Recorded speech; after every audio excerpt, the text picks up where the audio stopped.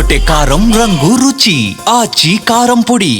Hindu దేవుళ్లపై CM Revanth Reddy చేసిన వ్యాఖ్యలు వివాదాస్పదమవుతున్నాయి. గాంధీ భవన్ లో పీసీసీ సమావేశంలో మాట్లాడిన సీఎం రేవంత్ పెళ్లి కానోడికి హనుమంతుడు ఉన్నాడు, 2 పెళ్లిళ్లు చేసుకునే వాళ్లకు ఒక దేవుడున్నాడని చెప్పారు. ముందు తాగేటోళ్లకు ఇంకో దేవుడున్నాడంటూ కామెంట్స్ చేశారు. దేవుళ్లపై సీఎం చేసిన కామెంట్స్ పై హిందూ సంఘాలు తీవ్రంగా స్పందిస్తున్నాయి. సీఎం రేవంత్ రెడ్డి వెంటనే క్షమాపణ చెప్పాలని డిమాండ్ చేశారు. ఏఐసీసీ అధ్యక్షులు రాహుల్ గాంధీ గారికి అప్పుడప్పుడు G23 అని శతకాలు పెడుతుంటారు. దేశం కోసం సర్వం ఇచ్చిన గాంధీ కుటుంబం మీదనే కాగితాలు పెట్టే పార్టీ అంత స్వేచ్ఛ ఉంది కాంగ్రెస్ లో. కాంగ్రెస్ లో స్వేచ్ఛ ఉంది కాబట్టి 140 ఏళ్ళైనా కాంగ్రెస్ పార్టీ ఉంది. స్వేచ్ఛ లేకపోతే మిగతా రీజనల్ పార్టీ లాగా, జనతా పార్టీ లాగా, మిగతా పార్టీ లాగా ఎప్పుడో మూత పడుతుండే. ఇందులో అన్ని రకాల మనస్తత్వాలు ఉన్నోళ్ళు ఉంటారు. హిందువులలో ఎన్ని దేవతలు ఉండరు? ఎంతమంది దేవుళ్ళు? 3 కోట్లు ఉండరా? ఎందుకున్నాయి? పెళ్లి చేసుకోవడానికి హనుమంతుడు ఉన్నాడు, 2 పెళ్లిళ్ళు చేసుకునేటానికి ఇంకొక ఆయన దేవుడు ఉన్నాడు, మందు తాగేటోళ్ళకు ఓ దేవుడు ఉన్నాడు, ఎల్లమ్మ, పోషమ్మ, మైసమ్మ, కళ్ళు కొయ్యాలి, కోడి కొయ్యాలి అనేటోళ్ళకు, పప్పన్నం తినేటోళ్ళకు కూడా దేవుడు ఉండు. అవునా? అన్ని రకాల దేవుళ్ళు ఉన్నారు. కాంగ్రెస్ పార్టీ కూడా అన్ని రకాల మనస్తత్వాలు ఉండే, అన్ని రకాల మనుషులను కలుపుకొని పోయే పార్టీ కాంగ్రెస్ పార్టీ. దేవుడి మీదనే మనకు ఏకాభిప్రాయం లేదు. ఒక ఆయన వెంకటేశ్వర స్వామికి మొక్తా అంటే, ఒక ఆయన ఆంజనేయ స్వామికి మొక్తా అంటాడు. ఒక ఆయన లేదు లేదు నేను అయ్యప్ప మాలేస్తాను, ఇంకొక ఆయన అంటే లేదు నేను శివమాలేస్తాను, 3వ ఆయన అంటాడు. అవునా? ఇవన్నీ మనం చూస్తున్నాం కదా. దేవుళ్ళ మీదనే మనకు ఏకాభిప్రాయం తీసుకురాలేకపోయినప్పుడు రాజకీయ నాయకుల మీద, జిల్లా అధ్యక్షుల మీద ఏకాభిప్రాయం ఉంటుందని నేను అనుకోను. కాకపోతే మంచి అభిప్రాయం అయితే ఉండాలి. మంచి అభిప్రాయం లేకపోతే ఇక అది మనకు ఉపయోగం ఉండదు. దయచేసి నిన్నటి వరకు మీరు ఎట్లున్నారని నేను అడగదలుచుకోలేదు. ఎన్నో ఏళ్ళ పరిణామ క్రమంలో కొందరు నచ్చుతారు, కొందరు నచ్చరు. ఒకసారి నమస్తే పెడితే పెట్టలేదనో, మనం పెడితే వాడు పెట్టలేదని కేవో చిన్న చిన్నవి ఉంటాయి. అవి మీరు బాధ్యత తీసుకున్నాక వదిలేయాలి. ఈ రోజు నుంచి మీరు ఛార్జ్ తీసుకుంటారు. ఈ రోజు నుంచి మీలో మారిన మనిషి కనిపించాలి. నేను కూడా ముఖ్యమంత్రి కాకుండా నాకు మస్తు మంది మీద కోపం ఉండే. రూమ్ లేచి కట్టే తీసుకొని అలసిపోయిన దగ్గర కొట్టాలని కోరుకుండేది. కొట్టే అవకాశం వచ్చినప్పుడు ఆలోచన చేయడం మొదలుపెట్టింది. ఇట్లా కొట్టి మన సమయం ఎందుకు వృధా, మన శక్తిని అంతా ఎందుకు వేస్ట్ చేసుకోవడం అని. కాబట్టి ప్రజలకు పనిచేసే పని మీద ఉన్నా. జై శ్రీరామ్. ఇవాళ రేవంత్ రెడ్డి గారు హిందూ దేవులపై వెటకారంగా మాట్లాడుతూ 3 కోట్ల మంది దేవుళ్ళు ఉన్నారు ఆ హిందుత్వంలో. ఆ 3 కోట్ల మంది కొందరు తింటారు, కొందరు భక్తులు కొందరు దేవుళ్ళని నమ్మితే తింటారు నాన్ వెజ్, కొందరు దేవుళ్ళని నమ్మి మందు తాగనీకి ఒక దేవుడు, పెళ్లిగానులకు ఒక దేవుడు అంటూ ఎటకారంగా మాట్లాడడం జరిగింది. ఇవాళ రేవంత్ రెడ్డి గారిని నేను ఒకటే అడుగుతున్నా, నువ్వు ఒక రాష్ట్ర ముఖ్యమంత్రి అయి ఉండి కొంచెమన్నా సిగ్గు అనిపించాలి మీకు ఇట్లాంటి స్టేట్మెంట్ ఇవ్వనీకి. ఒకరి మనోభావాలని కించపరచొద్దు అనొక ఇంగిత జ్ఞానం అన్న ఒక రాష్ట్ర ముఖ్యమంత్రిగా మీకున్నది. ఇవాళ మీరు ఇచ్చే సందేశము ఏమనిస్తున్నారు? హిందుత్వానికి మీరు ఎంత వ్యతిరేకమని చెప్పి ఈ సందర్భంగా తెలియజేస్తున్నారు. ఇవాళ రాష్ట్రానికి ఒక ముఖ్యమంత్రి అయి ఉండి బ్యాలెన్స్ చేసుకోవాల్సిన బాధ్యత మీపై ఉంది.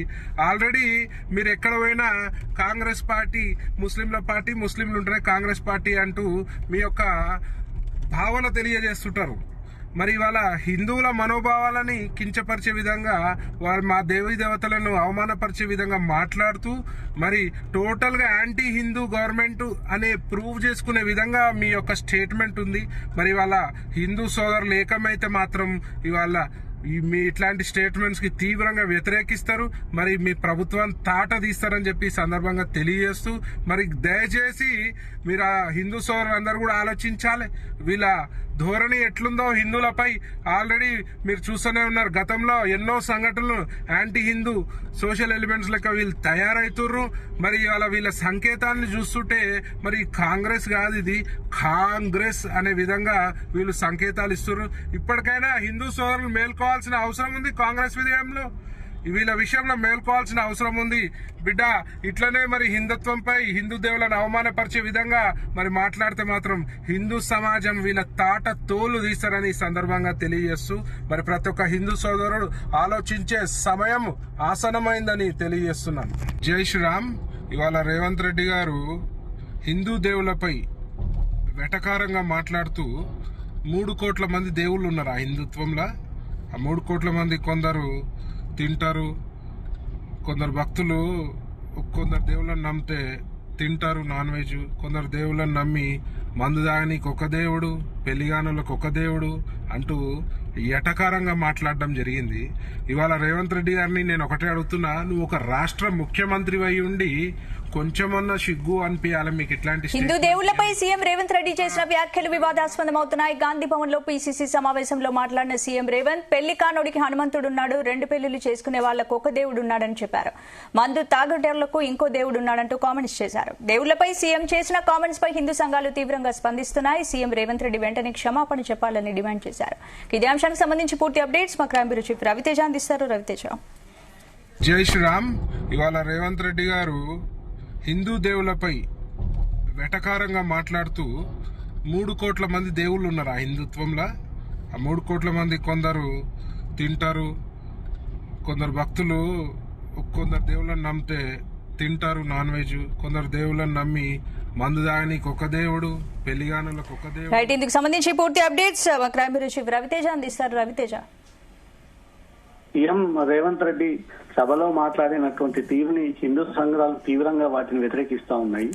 ఒక గౌరవప్రదమైనటువంటి హోదాలో ఉండి, ఒక రాష్ట్ర ముఖ్యమంత్రి అయ్యి ఉండి, ఒక హిందూ సమాజాన్ని కించపరచొద్దు, రెచ్చగొట్టొద్దు, మనోభావాలు దెబ్బతీయకుండా బాధ్యతగా ఉండాల్సినటువంటి ఒక ముఖ్యమంత్రి, అన్ని కులాలను మతాలను అనుసరించాల్సినటువంటి ముఖ్యమంత్రి ఈరోజు సభ కోట్లాది మంది చూస్తూ ఉండగా ఈ 3 కోట్ల మంది దేవుళ్ళు హిందువుల్లో ఎందుకున్నారు, పెళ్లి అయిన వారికి ఒకరి, పెళ్లి కాని వారికి ఒకరి, కోసుకొని తినడానికి ఒకరు, అమ్మవారికి ఒకరు అంటూ కూడా రకరకాలుగా సీఎం రేవంత్ రెడ్డి చేసినటువంటి వ్యాఖ్యలు ఇప్పుడు తీవ్ర దుమారానికి దారితీస్తా ఉన్నాయి.